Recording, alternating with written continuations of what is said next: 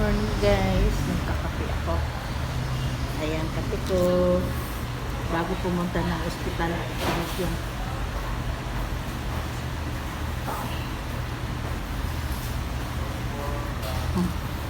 Sarap ng kape ko. Dahil lang mahal, 25. Doon sa amin, nagkano lang yan, 10 kasama ang tubig. Ayan guys, may piyaya ako, mainit-init na piyaya ko. Ayan guys, kape tayo.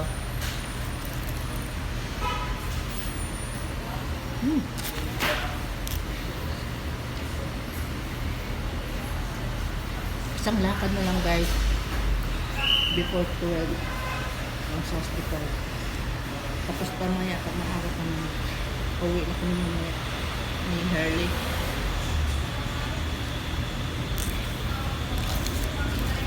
Nag-i-enjoy pa si Harley at saka si Anding dun sa apartment na tinatira nila Anding.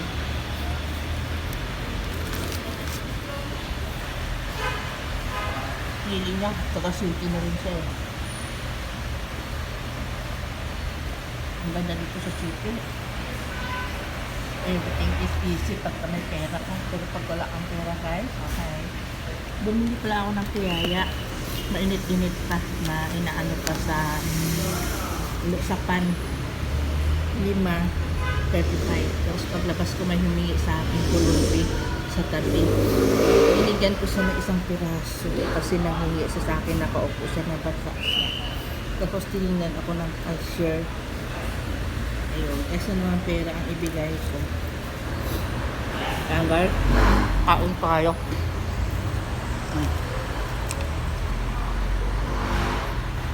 Para mamaya ready ako doon. Pero magbubukas yung pupuntahan ko before 12 pa. Basta yung kahapon, tapos na yun eh. Tapos na din ito isa.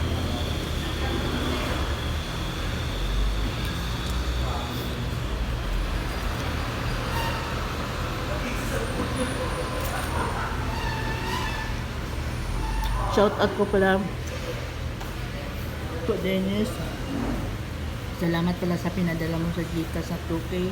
Ibibili ko yan ng ibakan ko sa bulong ni nanay karon. May charge pala to ha. Kaya hindi na buo na na 2K ha.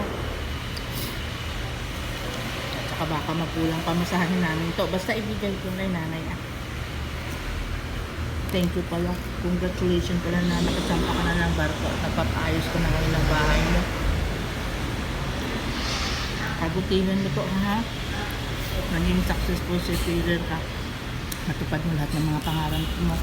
Pinipray kita talaga.